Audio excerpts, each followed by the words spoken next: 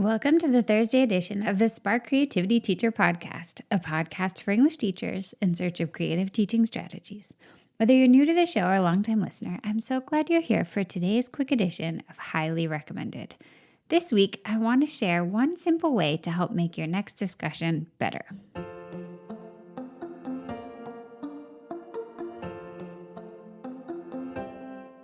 So the next time you plan a discussion in class, I want to recommend that you start it off with a quick warm-up.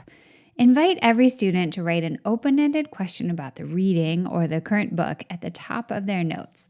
Then ask them to pass their notebooks to the left and let their neighbor respond for a minute. Then have them pass again. The next neighbor reads the question, the response, responds to both. Maybe do it again, maybe do it again. At this point, all of your students have thought of an open-ended question, responded to some open-ended questions, read some other people's responses to open-ended questions. So they have all these ideas and responses to other people's ideas floating around in their heads. They are now so much more prepared for discussion.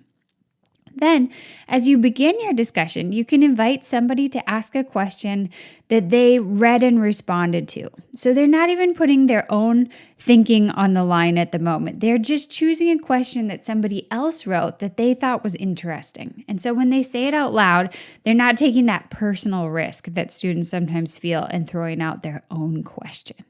And as they throw it out there, they've got at least two other people who have already given this question some thought and written some responses to this question.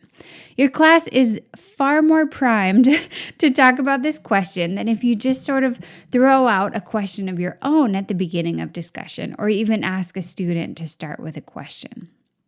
Now, if you use a warm-up like this with a student-led discussion format, the one I like is Harkness, but you might have your own version, then you can kind of just invite students that as the discussion on one question fades, they just ask another question, either one that they responded to or one that they wrote, and the discussion can travel forward on the shoulders of all these questions that have already been warmed up.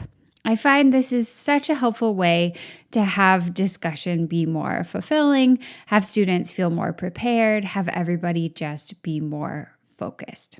Now, if you've never used a student-led discussion format and you've never heard of Harkness, I have done some shows about it in the past, but if you're really interested in this, send me a quick DM on Instagram to @NowSparkCreativity, and maybe I'll do another show about it. I'd love to hear your questions. So just to wrap this up, I've repeatedly found that 5 or 10 minute discussion warm-ups make all the difference in creating a richer and more active discussion. And that's why this week I want to highly recommend that you give this one a try for yourself. I'm sure you'll think of lots more ideas for the warm-up concept once it becomes a standard and important part of your discussion routine.